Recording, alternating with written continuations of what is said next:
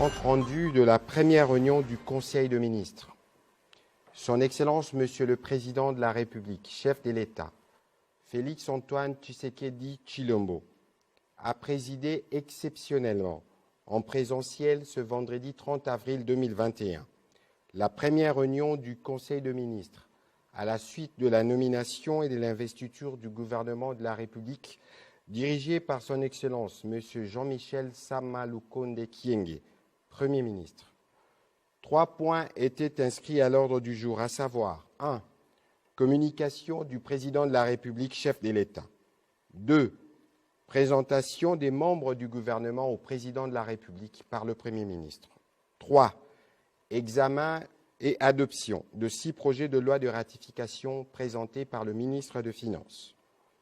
À la demande du Président de la République, un 4e point a été ajouté à l'ordre du jour, relatif à l'annonce de l'état de siège.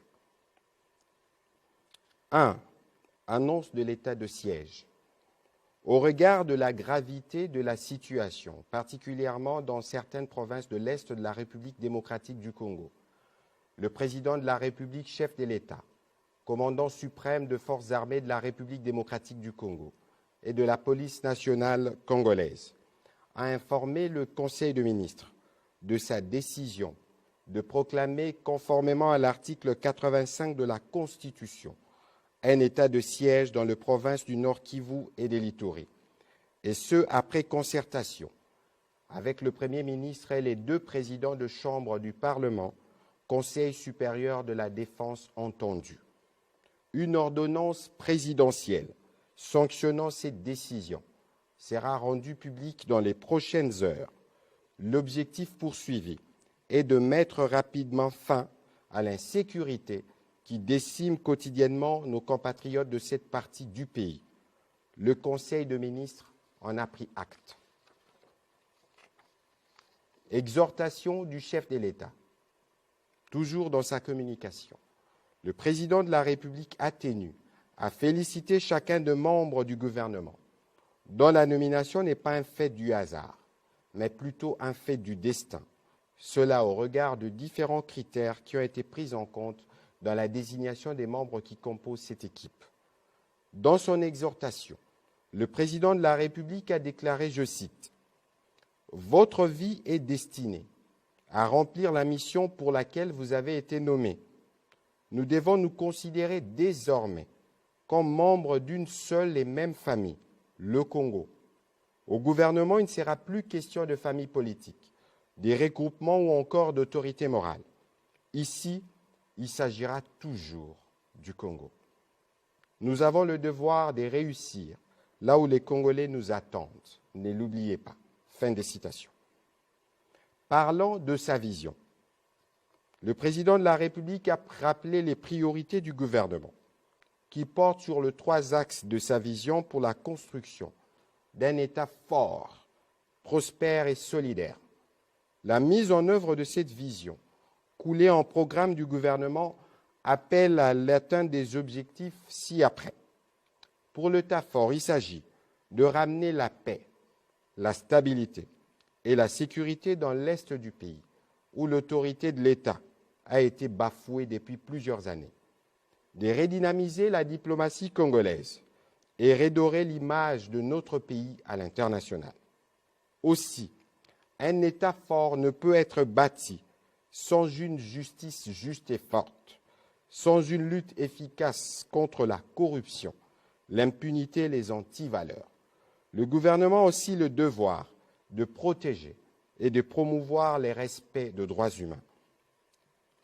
Pour un État prospère, il s'agit d'assainir la gouvernance dans la gestion de ressources naturelles, des entreprises du portefeuille et des finances publiques, d'améliorer les climats des affaires, de promouvoir l'entrepreneuriat ainsi que la classe moyenne et enfin de diversifier l'économie en vue de créer les conditions d'une croissance inclusive.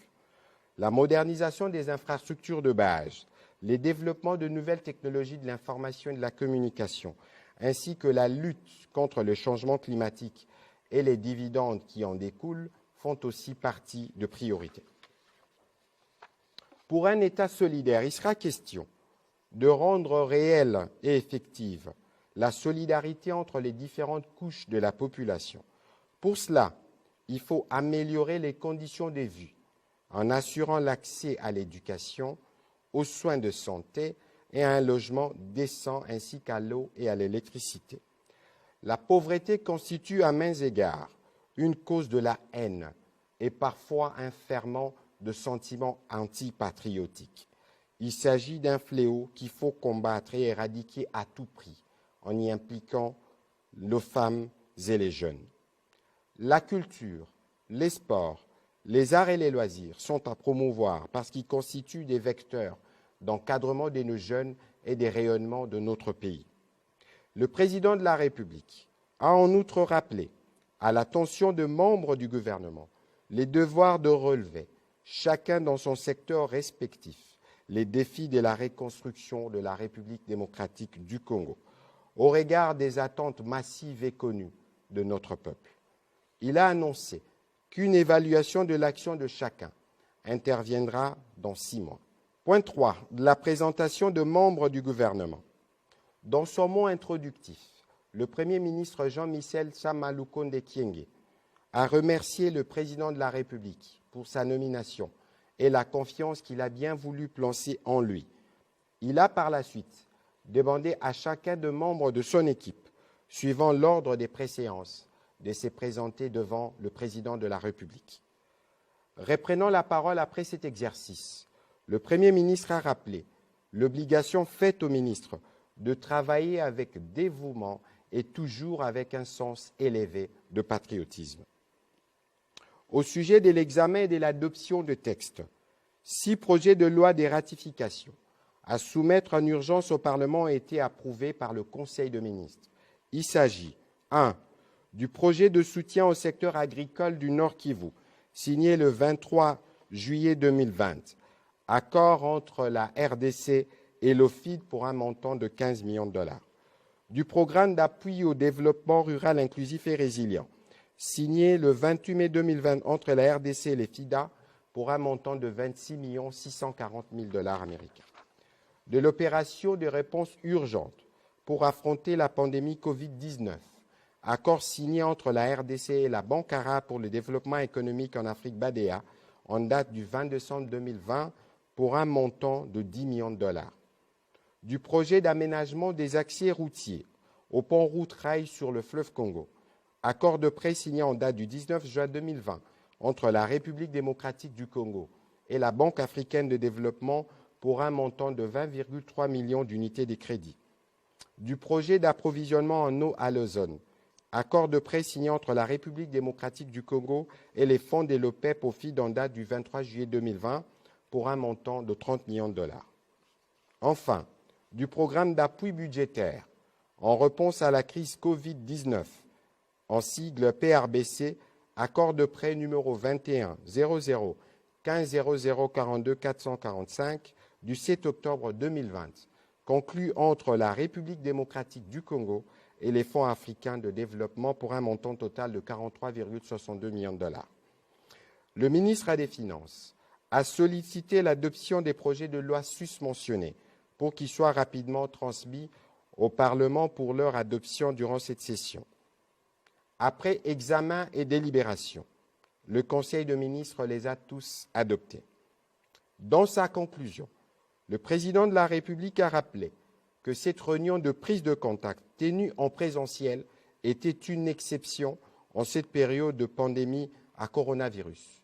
Il a en outre insisté sur le respect de gestes barrières. Il a à la même occasion, pour terminer, annoncé la tenue hebdomadaire du Conseil des ministres.